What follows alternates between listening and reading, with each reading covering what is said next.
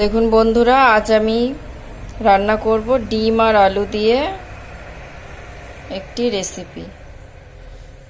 তো এখন এই ডিম আর আলু একসাথে সিদ্ধ করে নিই।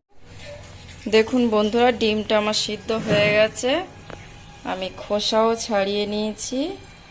এবারে আমি কড়াইতে তেল দিয়ে ডিমটা ভাজবো। দেখুন বন্ধুরা, ডিমটা আমার ভাজা হয়ে গেছে।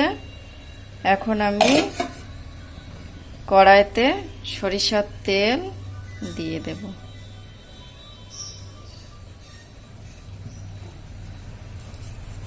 এবারে দেব তেজপাতা দেখি। এবারে দেব পেঁয়াজ।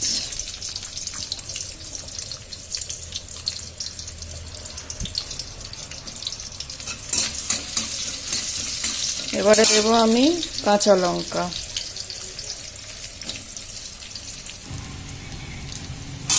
দেখুন বন্ধুরা, আমার ভাজা হয়ে গেছে পেঁয়াজটা। এবার আমি দিচ্ছি আদা বাটা।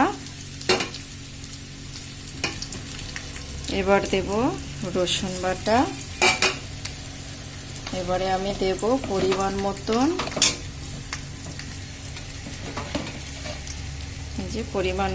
লবণ।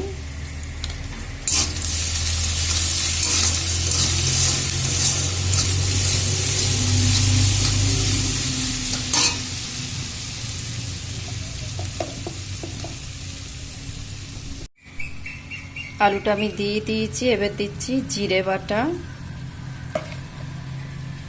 দিচ্ছি আমি পরিমাণ মতন ধনে বাটা।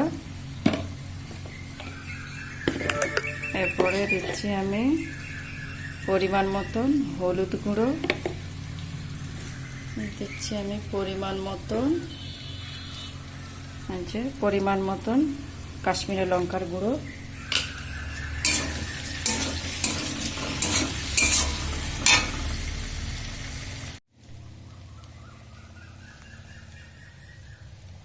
দিয়ে দিচ্ছি পরিমাণ মতন জল।